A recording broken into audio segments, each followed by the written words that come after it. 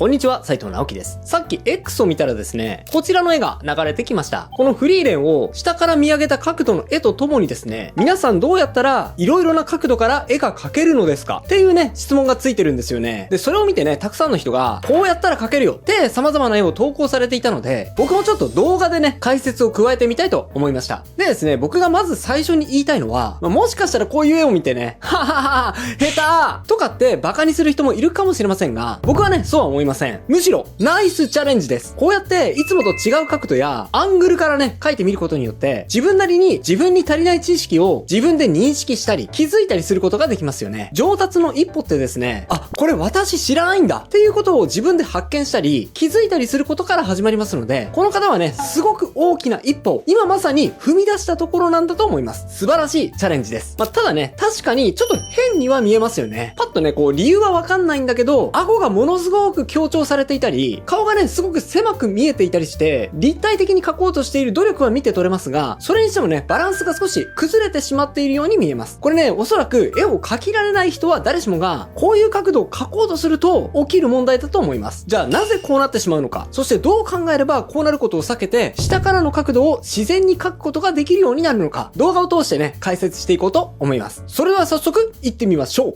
下から描いた絵がなぜ変に見えるのか。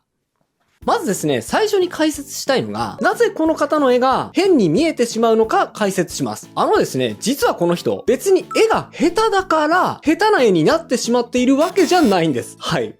意味わかりますか？というかですね、この描き方って、かなり絵が上手い人の描き方ではあるんですよ。というのはですね、この人、感覚だけじゃなくて、めちゃめちゃ理論で描いてるんですね。はい。というかね、もう感覚は使わないで、もうほとんど理論で描いていると言っても過言ではないかもしれません。自分の感覚はあまり信じないで、理論だけで描く人。こういう人がですね、実はたまにこういう変な絵を描きがちです。ではどういう理論に基づいて描いたらこうなるのかというと、それを可視化したのがね、この書体になります。はい。この図ですね。ですね、この方、おそらく人物の顔をこういう筒のような形で認識して絵を描いていると思います。違う角度から描くときにね、この筒をぐるぐる回して、それに沿ってね、絵を描いていけば、人の顔がいろいろな角度から描けるようになるっていうね、認識ですね。はい。で、これですね、大まかには間違ってません。間違ってませんが、ちょっとね、それだけだと足りないんですね。はい。試しにですね、僕もこの当たりに沿って、フリーレン描いてみますね。どうなるでしょう？いきますよ。輪郭がこうあって、で、耳がこうついていて、で、顔の当たりがこの辺だから、はい。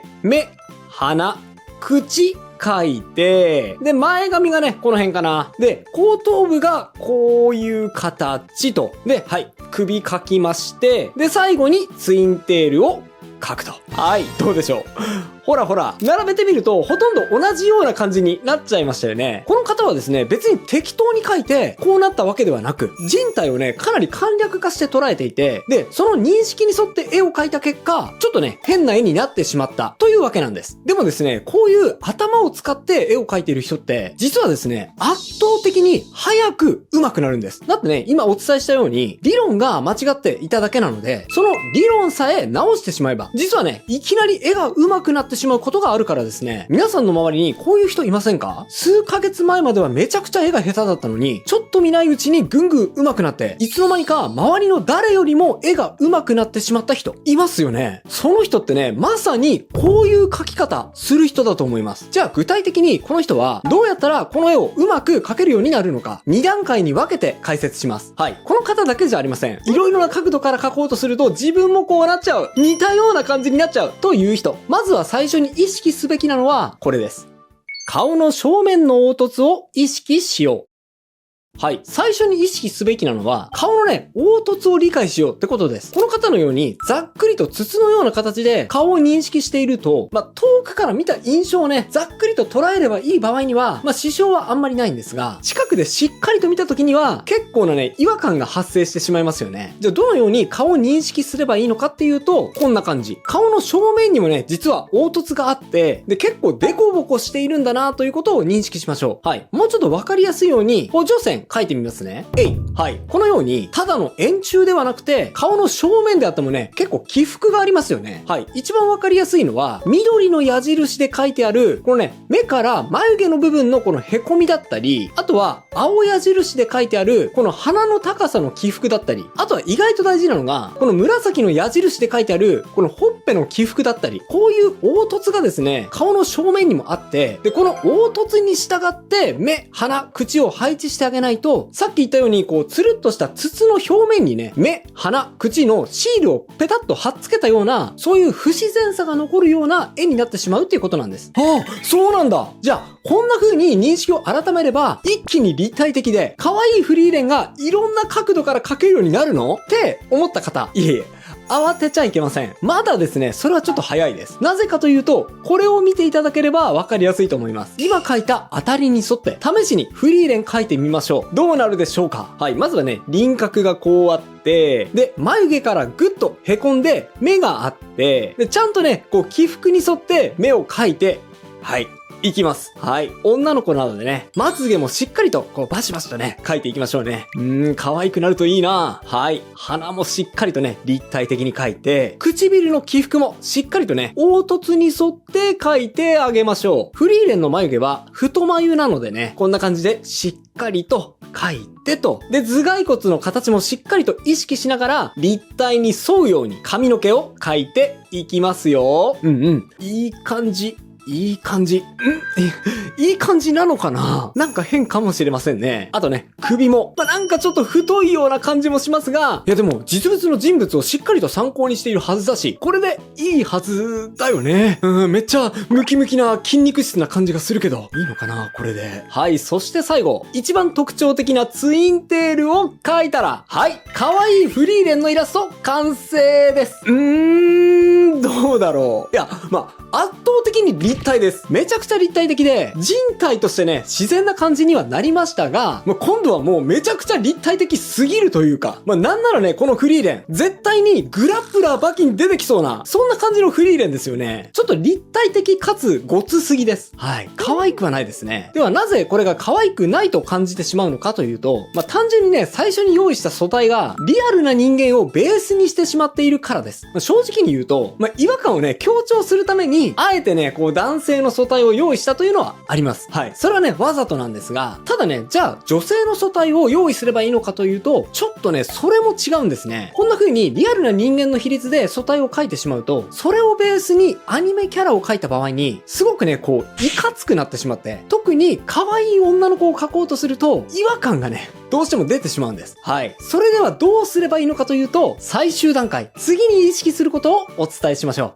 凹凸を意識した上で、デフォルメしよう。はい。最後に意識してほしいのが、凹凸を理解した上で、デフォルメしよう。ってことです。はい。僕が最後に用意した素体がこちらですね。どうでしょう？さっきの素体と比べると、かなり一目瞭然かと思いますが、目元の凹凸や顎の凹凸はもちろん同じように意識はしているんですが、顔のね、比率が明らかに変わっているのがお分かりいただけると思います。特に、首の細さ。これね、結構大事なんです。首がリアルな人間と同じ太さになってしまうと、アニメキャラの場合には、ものすごく違和感が出てしまうんです。首の太さは、このぐらい細い方が、アニメキャラとしては自然なのと、目もですね、だいぶリアルな人間からしたら、大きめなバランスになっていると思います。細かい凹凸の補助線を付け加えた状態で見比べてみると、こんな感じですね。はい。リアルな人間よりは、起伏を弱めて、少しね、単純化したデフォルメを加えてあげましょう。目や鼻の凹凸、そして顎から首までの距離もね、若干抑えつつ、全体的な彫りの深さを浅く調整するようなニュアンスです。さあ、これをベースにですね、フリーレン、再度描いていってみましょうか。今度は成功するでしょうか？はい、どうでしょう？いってみますよ。まずは輪郭をベースに沿って描いて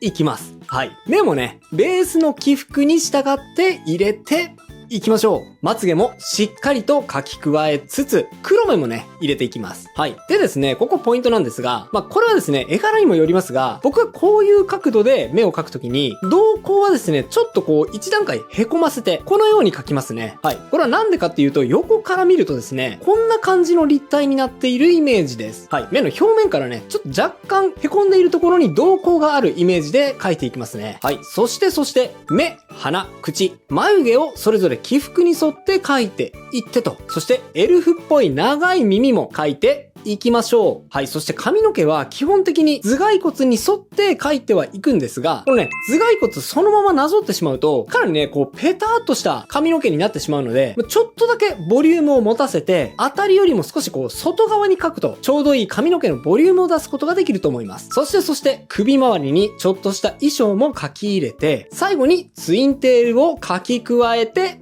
いきましょう。さて、大まかな形を書き込んだ状態で、赤い当たりをね、一旦非表示にして、細かいニュアンスや表情を整えていきます。結構ね、当たりを表示したまま書き込んでしまうと、当たりの印象に邪魔されて、細かい表情、特にね、目元の印象がわからなくなってしまうことがあるので、最後はね、当たりを非表示にして整えていくのがおすすめです。はい。そして基本的な書き方についてはここまでですが、まあね、白黒のままだとどうしても印象がはっきりしないっていうことがあるので、最後にね、簡単に着彩していきましょう。肌色、髪の毛の色、そして目の色、あとはフリーレンの印象的な特徴としては、赤いアクセサリーの色ですね。これもね、アクセントとしてとても印象深い色ですね。はい。そして、影色を上から簡単に乗せたら、はい。今度こそ可愛くて立体的なフリーレンの顔のイラスト、できました。どうでしょう？結構ね、顎下の見える煽り角度のイラストって、特にね、女の子のイラストを可愛く描こうとすると苦労するんですが、しっかりとデフォルメの効いた素体を用意して、それに沿って絵を描いていくことで立体的かつ可愛いバランスでフリーレンを描くことができたと思います。いやいや、それあんただから描けるんでしょって言う人もいるかもしれませんが、いやいや、そんなことないですよ。実はですね、この素体 X でね、すでに公開していたんですね。で、この素体を透かして絵描いてみてって言ったところ、はい、その後1時間ほどしてですね、描いたよって投稿してくれた人がいまして、この方結構ね、簡単に描いてくれていますが、ほら、